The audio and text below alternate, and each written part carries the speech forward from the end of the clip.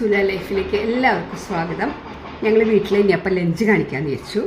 അപ്പോൾ നല്ല തുമ്പപ്പൂ പുറത്തൊരുത്തി ചോറ്,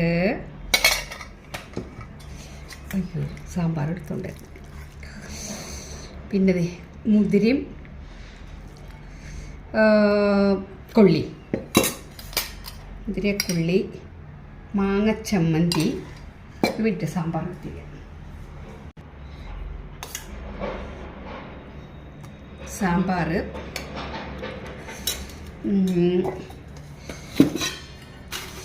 പിന്നെ പപ്പടം, എന്നിട്ട് മുളക് വറുത്തിട്ടുണ്ടായി. എവിടെ പോയത്